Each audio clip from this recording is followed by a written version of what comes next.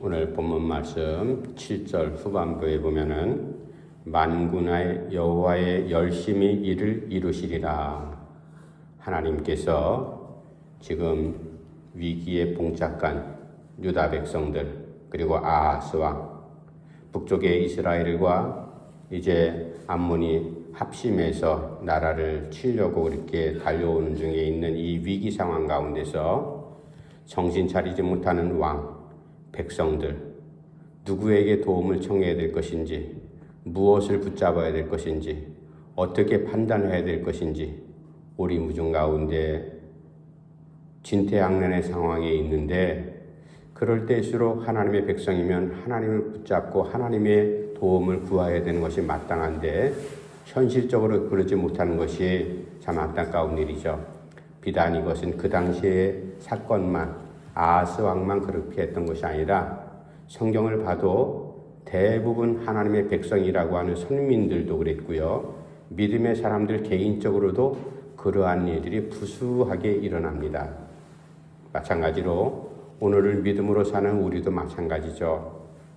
어렵고 힘들고 고통스러운 일을 만날 때마다 어떻게 일을 처리해야 될 것인가. 사랑이 많으신 하나님께서는 이사야를 통해서 유다 백성들을 긍휼히 여기시죠. 정신 나간 방법으로 엉뚱한 곳에 치심해서 아수르와 같은 세상적인 방법으로 그 도움을, 해결 방법을 찾으려고 할 때 하나님이 야단치시고 마음이 아프시지만 그래도 유다 백성들을 어떻게 할 것인가 하나님께서 결국 구원하시는 그러한 일. 그래서 오늘 7절 말씀에 만군의 여호와 하나님께서 하나님의 열심으로 이 모든 일을 이루시리라. 결론은 하나님께서 결론 내신다. 바로 그 말씀이죠.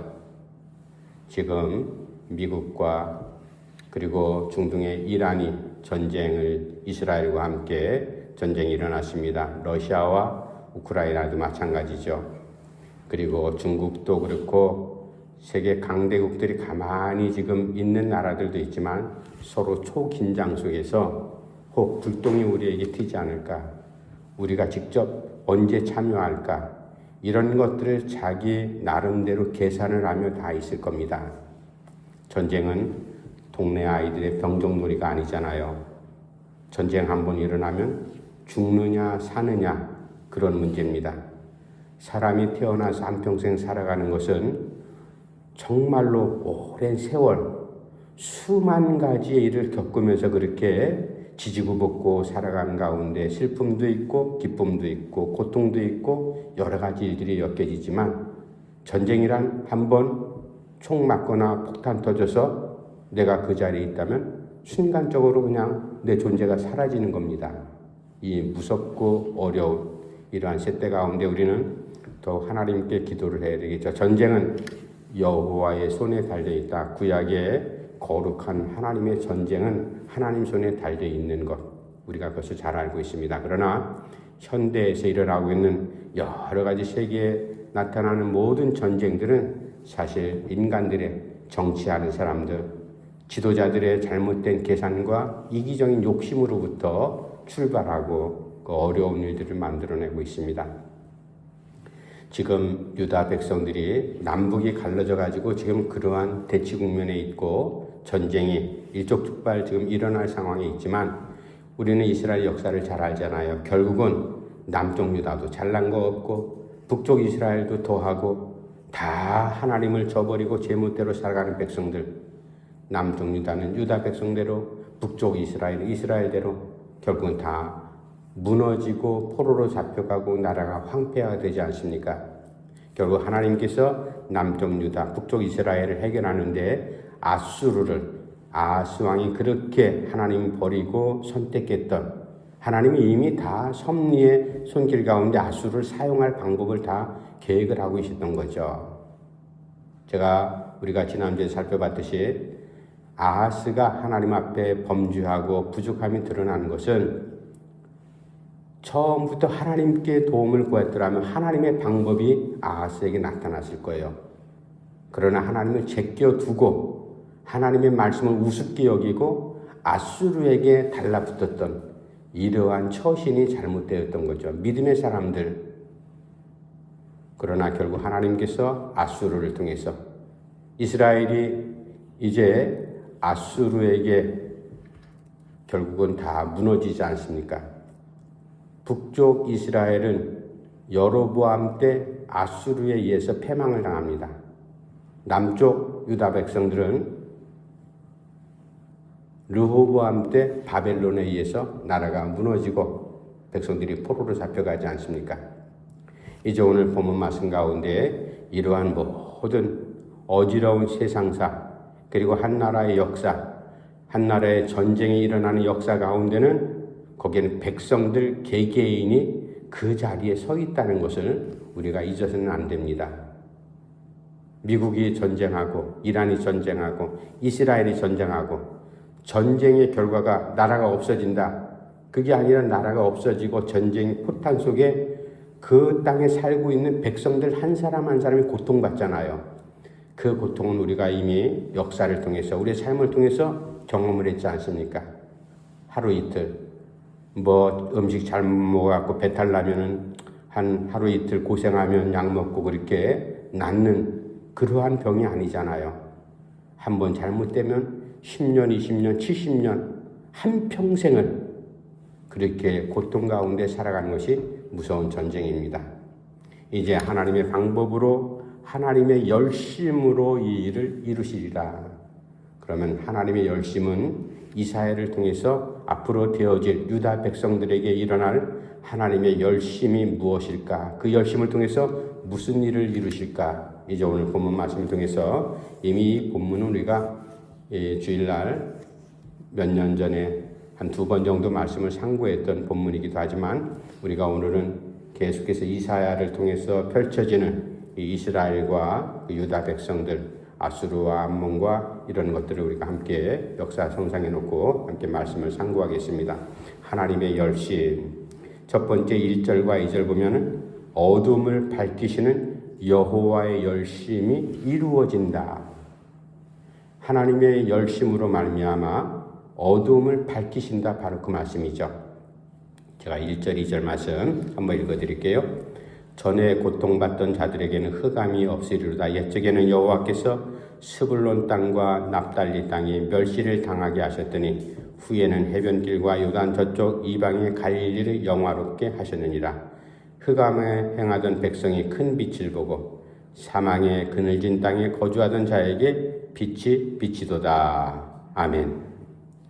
스불론 땅, 납달리 땅, 이러한 땅들이 이제 고통을 받고 있었지만 고통의 대명사처럼 그 땅이 이제 어두움 가운데 그렇게 있었지만 결국은 하나님께서 일을 이루심으로 말미암아 그 땅에 이제 빛을 보게 될 것이다.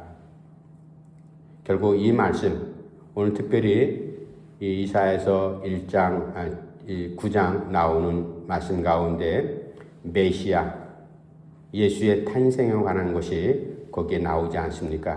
그러니까 앞으로 되어질 그러한 일들을 이사야를 통해서 이미 선포하신 겁니다. 너희들 이스라엘이 되었건 유다 땅이 되었던 그리고 납달리와 스불론 땅이 되었던 정말로 고통 가운데 모든 것이 폐허가 되고 무너졌던 그런 곳이지만 결국은 하나님께서 일을 이루시는데 어떻게? 빛을 통해서 그곳이 다시 빛나게 될 것이다. 이게 신약시대 때 예수님께서 공생의 사역을 하심으로써 결국은 이 말씀이 그대로 인용되고 마태복음에 인용되죠. 이 말씀이 그대로 이루어집니다. 어떻게? 예수님께서 첫 번째로 공생의 사역을 펼친 장소가 갈릴리 지역이었잖아요. 그러니까 지금 나오는 이 스불론 땅 그리고 납달리 땅 멸시와 모든 것들 고통의 상징물이었습니다. 그러나 예수님께서 그곳 근처를 통해서 주의 복음을 전하고 하나님의 은혜를 선포하는 햇빛이 그곳으로부터 임하게 될 것이다. 하나님께서 이사야를 통해서 예언의 말씀을 주셨고 그 예언의 말씀이 예수님 이제 공생의 사역함으로 그것이 이루어진다. 이 말씀의 의미는 지금 유다가 되었던 북쪽 이스라엘이 되었던 결국은 다 패망할 것 하나님 아시지 않습니까? 이스라엘 백성들도 어느 정도 눈치를 채고 있습니다. 우리가 왜 이렇게 자꾸만 어려울까? 이러다가 나라가 무너지는 것 아닐까? 지금도 위태위태한데 결국은 다 무너져 버리고 말았습니다. 포로로 잡혀가서 얼마나 고생을 합니까? 계속 떠돌이 생활하죠. 신약 시대가 되어도 예수님 오셔도 자기들의 주권을 행사할 수 없는 로마의 속국이 됐잖아요. 어쨌든 이러한 현실 가운데 우리가 어떻게 하나님의 도움을 구해야 될 것인가? 내 힘으로는 절대로 이 문제를 해결할 수가 없다. 오늘 본문 말씀은 결국 7절에 나오듯이 만군의 여호와 하나님의 열심으로 말미암아 이를 이루시리라. 하나님의 열심, 하나님의 열정. 우리가 열정을 품고 한 가지 일에 매진함으로 해서 역사에 세계적으로 이름을 남긴 많은 사람들이 있잖아요. 아인슈타인이라는 사람은 우리가 알듯이 아인슈타인은 얼마나 뛰어난 사람이에요. 그가 7살이 돼서야 겨우 말문을 이제 트이고 말귀를 알아듣고 글을 읽기 시작했다. 그뿐이에요. 베토벤도 마찬가지죠. 베토벤의 음악성 때문에 한번 가르치려고 음악사님 데려다 베토벤을 이렇게 좀 가르쳤더니 저에는 음악적인 재질이 절대로 없다. 포기했던 사람이 바로 베토벤 아니겠어요? 에디슨은 어때요? 에디슨도 마찬가지죠. 지지나 같은 영국의 처칠 수장도 그랬잖아요. 그는 초등학교를 2번이나 6학년을 2번이나 다녔던 그러한 지지나였습니다. 세계적으로 유명했지만 훌륭한 업적을 남긴 사람들, 그 사람들의 뜨거운 열정은 누구도 꺾지를 못했습니다. 한 가지 일에 계속 몰두해서 결국은 그 일을 통해서 세계적으로 큰 업적을 남기지 않습니까? 그렇다고 하나님께서 협소하게 뭐 한 가지 일에 매진해가지고 그런 것이 아니라 이 오늘 하나님의 만군의 하나님 열심이라는 말이 정말로 우리가 죄 가운데 있지만 이스라엘 백성들, 유다 백성들이 하나님을 버리고 제멋대로 살아가는 불신앙의 자리에 있지만 하나님께서는 그래도 그를 구원하시고 사랑하시는 아브라함을 선택하셨던 그 하나님의 뜨거운 열심, 뜨거운 열정, 그것을 통해서 결국은 일을 이루시는데 어두운 자리, 정말로 황망한 자리, 그런 곳에 하나님의 빛으로 모든 것을 해결하는 일을 이루신다. 이게 바로 1절, 2절을 통해서 여호와 하나님의 열심으로 말미암아 이 모든 어려운 어두움을 물리치는 그러한 일을 행하실 것이다. 두 번째, 하나님의 열심은 무엇을 이루시는가? 3절에서 5절까지의 말씀인데 제가 한번 읽어드릴게요. 주께서 이 나라를 창성하게 하시며 그 즐거움을 더하게 하셨으므로 추수하는 즐거움과 탈취물을 나눌 때의 즐거움 같이 그들이 주 앞에서 즐거워하오니 이는 그들의 무겁게 맨 멍에와 그들의 어깨의 채찍과 그 압제자의 막대기를 주께서 꺾으시되 미디안의 날과 같이 하셨음이니이다. 어지러이 싸우는 군인들의 신과 피 묻은 겉옷이 불에 섭같이 살라지리니. 하나님께서 고통당하는 유다 백성들, 그리고 유다 아하스 왕을 제거하기 위해서 동맹해서 쳐들어오는 이스라엘도 마찬가지죠. 저들이라고 뭐 잘난 것처럼 그렇게 잘난 척하지만 결국은 똑같은 그러한 사람들 아니겠어요. 하나님께서 저들에게 말씀합니다. 너희들이 당했던 그동안의 모든 억압과 고초, 추수하면 모든 백성들이 다 기뻐하잖아요. 잔치를 벌이지 않습니까? 들판에 추수 때 지금이야 그런 모습들이 많이 사라졌지만 옛날에 추수하는 날 되면 각 논마다 가서 뭐 음식을 해가지고 추수해가지고 잔치를 벌이잖아요. 모든 동네 사람들이 함께 낫을 들고 추수해주고 그 기쁨. 그런데 그곳이 추수하는 즐거움도 잠깐이고 탈취물, 그러니까 침략당해서 다 뺏겼다 이거예요. 모든 것들이 파괴되는. 그러니까 애써서 1년 동안 수고한 보람이 순식간에 날아가 버리는 겁니다. 이게 바로 보통이죠. 누구를 통해서? 바로 주변의 여러 족속들을 통해서 어려움을 당했던 것. 이스라엘 백성들 선민 하나님의 백성이라고 하지만 저들이 역사를 보면 순간순간 수많은 주변의 족속들이 와서 해코지하고 빼앗고 전쟁 치르고 그런 일들을 이제 하지 않습니까? 물론 다윗의 전성기에는 그런 일들이 없어졌지만 그러나 다윗 사후에 남북으로 나눠진 이스라엘 백성, 유다 백성들의 왕, 저들이 바르게 행하지 못함으로 인해서 수도 없이 어려움을 당했습니다. 특별히 그런 가운데 미디안 족속들이 이스라엘 쳐들어왔고 고통당할 때 바로 사사시대죠. 그때 하나님께서 이제 사사를 통해서 그 미디안 족속을 물리치지 않습니까? 300용사를 통해서 기도원 용사 300명이 미디안 족속을 물리쳤듯이 바로 하나님께서 너희들의 억압 가운데 자유함을 주고 문제를 해결하시리라 하나의 상징적인 그런 말씀이에요. 우리가 잘 알고 있듯이 하나님께서 이스라엘 백성들을 어떤 방법으로 그렇게 인도해 오셨는지 우리 성경을 통해서 너무나 잘 알고 있습니다. 하나님의 전능하심, 하나님의 능력, 기적 이런 것도 이스라엘 백성들이 다 체험을 했음에도 불구하고 그거는 잠깐이에요. 미봉책이에요. 하나님의 역사하심, 하나님의 은혜가 계속 이어지지 않고 그 순간 그 문제만 해결되면 우리가 언제 하나님의 도움을 받았냐 뒤돌아서는 것이 이스라엘 백성들의 그런 모습이었죠. 하나님께서 그럼에도 불구하고 고통당하는 지금 유다 백성들 그리고 이스라엘도 마찬가지고요. 너희들 억압 속에 있는 것을 그런 막대기를 내가 꺾으리라. 하나님 그렇게 이사야를 통해서 약속을 하고 말씀하고 있습니다. 그렇다면 지금 우리가 살아가는 이 현실 가운데 나를 억압하고 나를 어렵게 하는 막대기가 어떤 종류들이 있을까? 우리가 그런 것들 곰곰이 생각하면 여러 가지 있지 않습니까? 나를 억압하는 것들이 무엇이 있을까?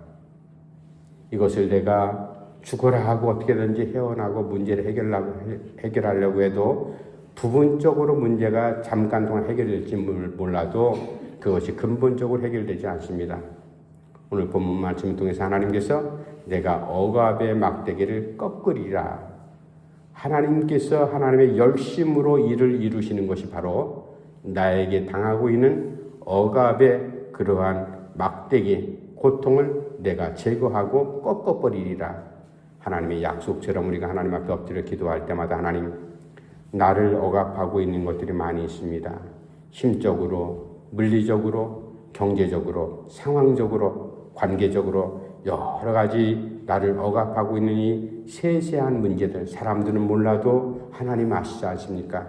우리가 하나님 앞에 기도할 때 하나님의 방법으로 하나님께서 나를 사랑하시는 그 열심히 있는 사랑으로 나를 변치 않고 끝까지 나를 품어주시는 하나님의 능력으로 말미암아 하나님 이 억압의 문제를 풀어주십시오. 기도할 때 하나님의 능력이 우리 가운데 임하기를 간절히 바랍니다. 세 번째, 이제 이사야를 통해서 하나님의 열심으로 일을 이루시는 일이 무엇이 있을까? 6절 7절 말씀 우리 한번 다 같이 읽읍시다. 6절 7절 6절하고 7절 시작. 이는 한 아기가 우리에게 낳고 한 아들을 우리에게 주신 바 되었는데 그의 어깨에는 정사를 메었고 그의 이름은 기묘자라 모사라 전능하신 하나님이라 영존하시는 아버지라 평강의 왕이라 할 것임이라. 그 정사와 평강의 도함이 무궁하며 또 다윗의 왕자와 그의 나라에 군림하여 그 나라를 굳게 세우고 지금 이후로 영원히 정의와 공의로 그것을 보존하실 것이라. 만군의 여호와의 열심히 이를 이루시리라. 아멘. 예수님 탄생하실 때 이미 요셉이 깜짝 놀랐죠. 주의 사자가 나타나서 요셉을 진정시킵니다. 너하고 약혼한 마리아는 너하고 잠자리를 하지 않았지만 하나님께서 성령을 통해서 잉태케 했다. 요셉이 이미 그 분위기를 알고 조용히 끊고자 하매 바로 그때 주의 사자가 요셉에게 나타나서 그렇게 알려주시죠.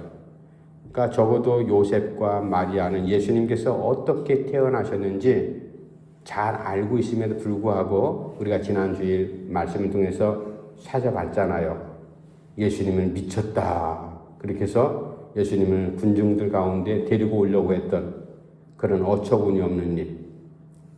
그러니까 정확하게 예수님의 정체를 십자가의 사건, 부활 사건, 이것을 경험하기 전까지는 누구도 예수님의 정확한 정체를 아는 제자들도 없었습니다. 성령을 통해서 경험하고 깨닫고 말씀 한마디 한마디가 이런 말씀이었구나. 예수님께서 나는 포도나무다. 나는 길이다. 진리다. 생명이다. 나는 아버지와 하나다. 이런 말씀이 그때 말씀하실 때는 사람들이 한쪽 귀로 듣고 한쪽 귀로 흘러버렸어. 이상한 얘기인데 우리가 도저히 깨달을 수도 이해할 수도 없는 말씀인데 무슨 말씀일까? 승천하시고 나서 제자들이 예수님의 부활을 경험하고 나서 십자가의 그 현장을 목격하고 나서 다 하나씩 깨닫기 시작을 했듯이 이제 요셉도 그랬고 마리아도 그랬고 그의 형제들도 아마 그렇지 않습니까? 하나님께서 지금 위경 가운데 있는 유다 백성들 하나님의 열심으로 일을 이루시는데 어떻게 열심으로 이루시는가? 마지막 예수님 오심으로 말미암아 구원의 완성을 이루신다. 하나님의 열심이 세상을 이처럼 사랑하사 그 단어 한마디에 하나님의 열심이 다 포함되어 있습니다. 이처럼 사랑하사 이처럼이 수식하는 예수님께서 십자가를 지신 바로 그 사랑. 그것을 사람이 누가 이것을 어떻게 설명할 수 있겠어요? 하나님의 깊은 사랑, 높은 사랑, 끝없이 펼쳐진 넓은 사랑, 이러한 사랑. 어떤 인간이 그런 사랑을 해나갈 사람이 있겠습니까? 부모가 자식을 위해서 사랑을 펼친다 할지라도 그것은 정말로 제한적인 좁은 사랑이거든요. 하나님께서 우리를 구원하시기 위해서 베푸신 이처럼 사랑하사 바로 그 사랑의 은혜, 구원을 이루신다. 하나님의 뜨거운 열심이 우리가 사람들과의 관계에 있어서 어떤 사람은 정말로 그냥 대면하는 사람도 있잖아요.